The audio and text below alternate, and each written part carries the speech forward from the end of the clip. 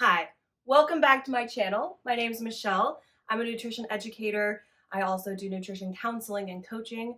If you're interested in any of those things, go ahead and leave a message below or email me. I'll put all my socials and contact information below. So today I want to talk to you about rest. I've been struggling a lot lately with my sleep schedule and this feeling of equating rest with failure. So I wanted to talk to you about that today and why people feel that way. And I want to let you know too that if you're feeling the same way that I am, that you're not alone. It's important to feel like you're part of a community, like we're all in this together.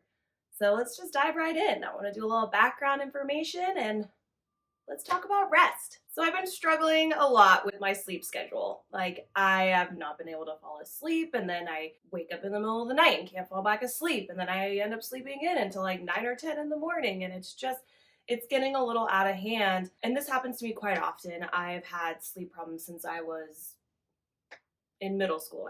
Since I was like 11 years old, I've been having struggling with my sleep, and there's a lot of different factors that go into that, and I'm not going to talk too much about my personal trauma, but I do know that that has something to do with it.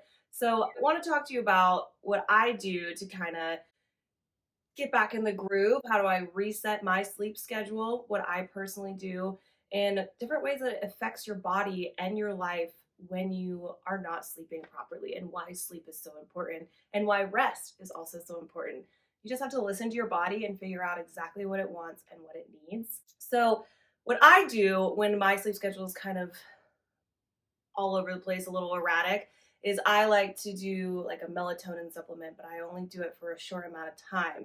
And I'll tell you why in a second. So what I do is I'll take melatonin around 8, 9 o'clock at night, try and like get my body to go to sleep, and then hopefully fall asleep and have a restful night and wake up in the morning ready to start my day. But that's not exactly how melatonin works for me. So it does give me extremely vivid dreams, usually nightmares, which is not exciting, especially when you're so groggy from melatonin. You wake up in the middle of the night and you're like, oh my gosh, what did I just dream about? A little frazzled, a little frightened, and then have a little bit of a hard time going back to sleep.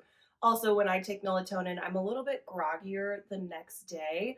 Like I can tell in the morning or throughout the whole next day. I'm just a little like, ooh, a little woozy, a little dizzy, a little feeling like I can't get much done that day, which is not the goal that I'm going for. However, I know in the long run that it's going to fix my sleep schedule, which is what I want.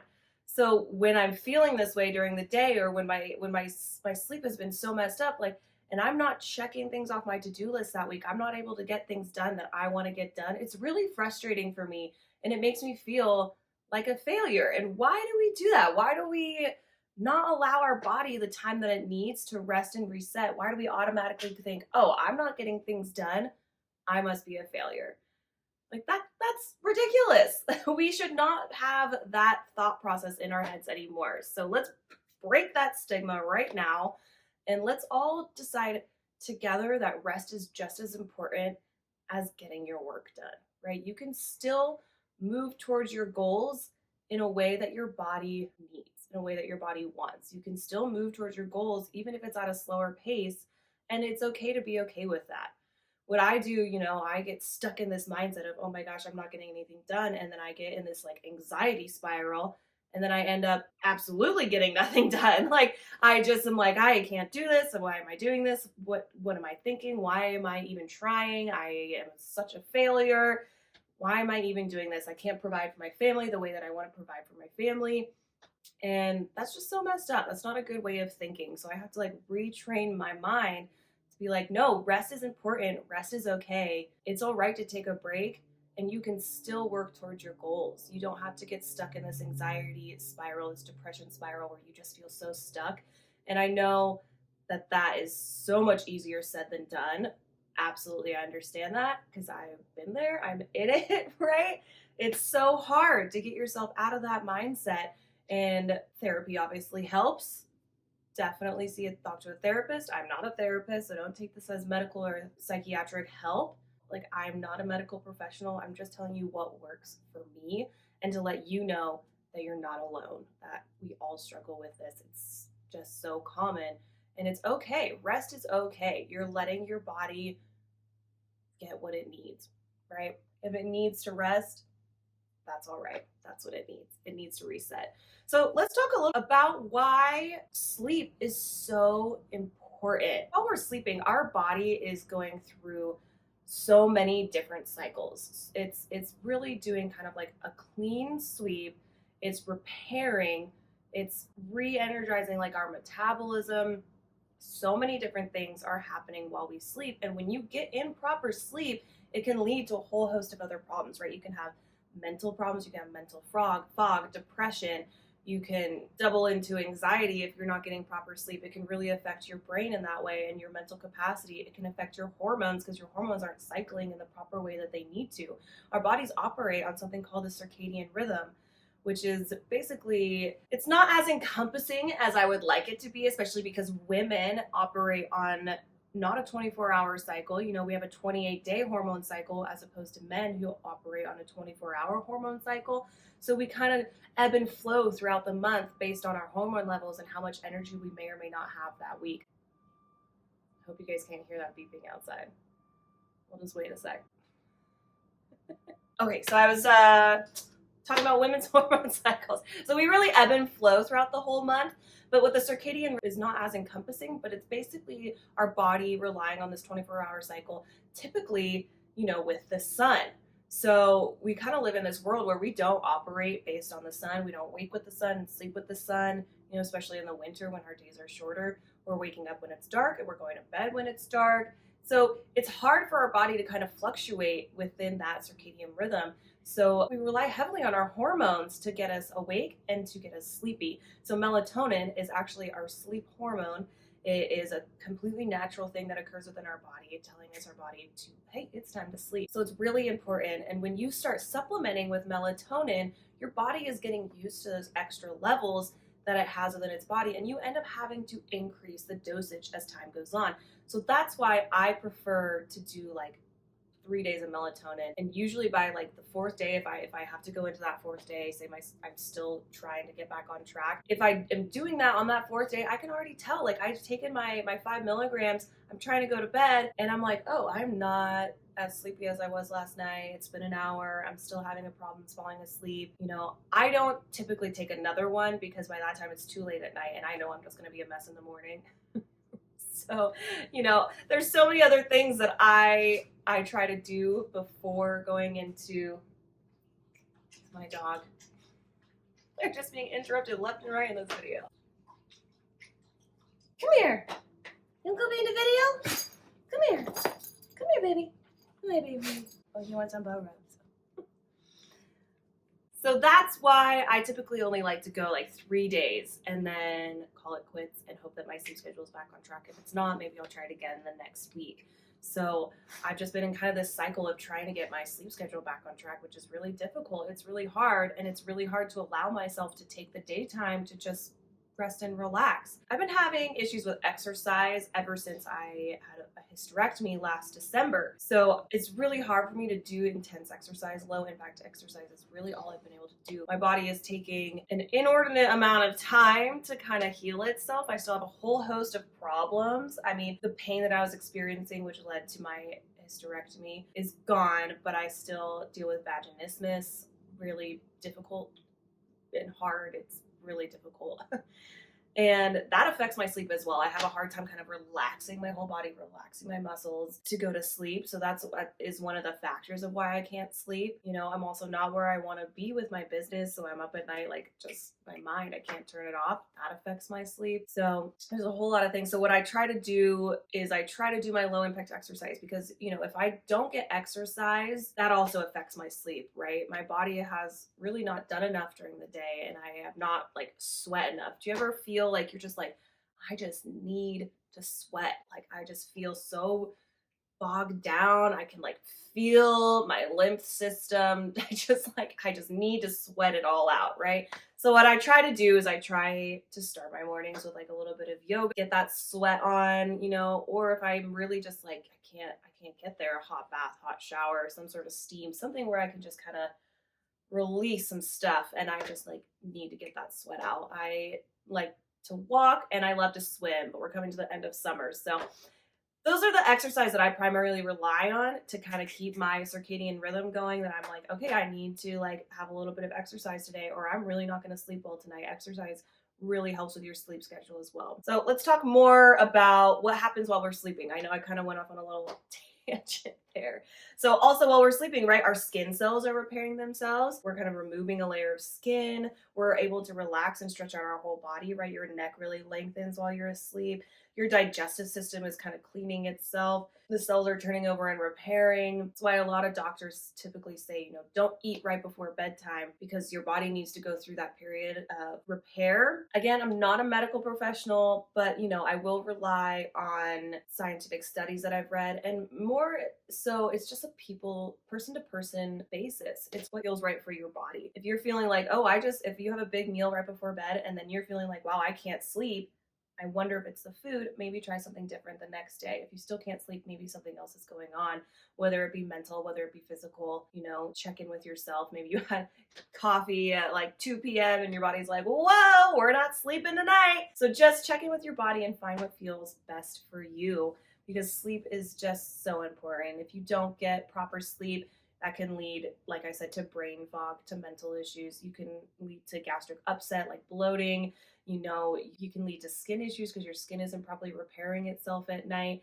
There's a whole host of issues that can come around with not sleeping properly. And for me, it really affects my skin. It really affects my digestive system. It really affects my mind. I just get like all the things when I'm not sleeping properly. So I know how important sleep is. Let me know in the comments below if this is something that you struggle with as well. If you have a really hard time getting proper sleep. I know for some people, you can operate off 6 hours of sleep and you're like ready to go. You're good to go. For me, I know I need 8 hours, if not more, for my body to operate at the way that I am able to be awake the next day and not just freaking tired all of the time.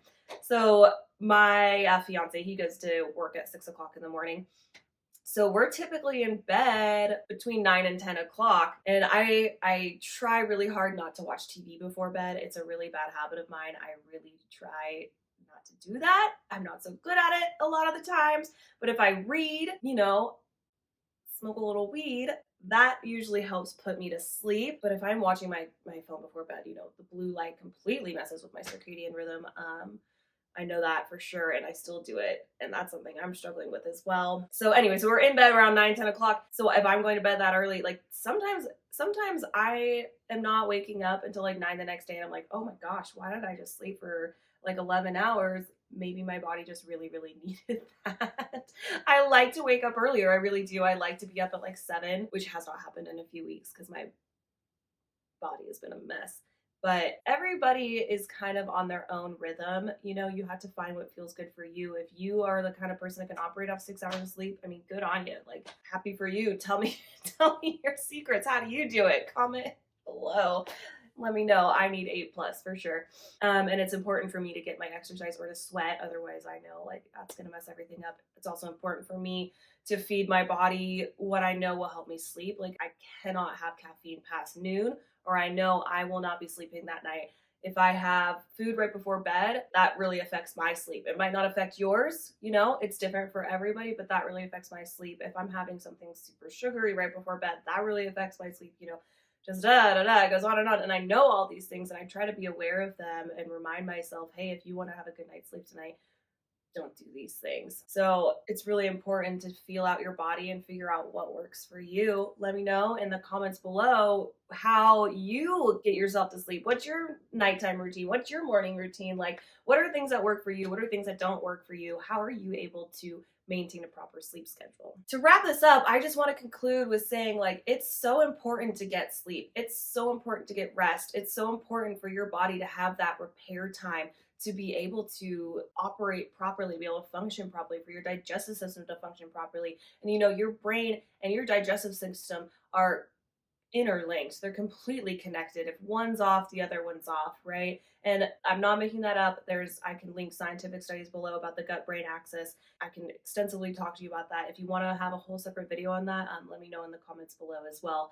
But they're inextricably linked. So if your digestive system is kind of out of whack, maybe your mental capacity is a little bit out of whack as well. So sleep is important for repairing all of these organs within your body. Your skin is your largest organ. It really needs that time to rest and repair. repair all these skin cells or your dermis. So when we equate rest with failure, it really kind of messes us up mentally, where we're just like, wow, I'm not getting anything done because I feel lazy. I feel incompetent. I feel like a failure. I feel all these things. Your brain is listening when you talk to yourself like that. So it's really important to just rest. Just be okay with it. Everybody needs it. We all need that repair mode. You've been going for 6 months, right? And you're going to hit a wall eventually. If you've worked every day, even like 12 days in a row, you're going to hit a wall eventually. You need time to kind of like reset, recharge, and not to mention all of the things that have been going on in the world the past couple of years. I don't know about you guys, but that definitely affects my mental capacity. And I've definitely needed to take extra time to rest my body as well, especially since my surgery. I just feel like I've been on this like repair mode for, gosh, it's almost been a year now. It's just important for us to realize that that's okay, and that sometimes that's exactly what our body needs. So we're all in this together. We're all going to be restful this week. Find time to honor your body this week.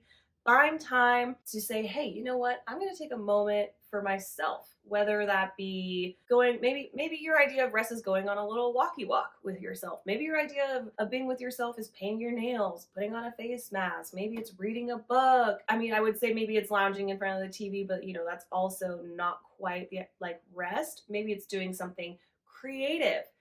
Maybe it's painting, maybe it's making jewelry, maybe it's playing with clay, maybe it's singing, maybe it's dancing. There's so many different ways that you can just mellow out, you can meditate, you can do whatever you need to do to kind of get in this place of rest and repair, because it's just as important to rest and repair your body as it is to move your body and feed it. They go hand in hand. They're just as important. Try to put this hustle and bustle mindset kind of like on the back burner. Just give yourself like an hour.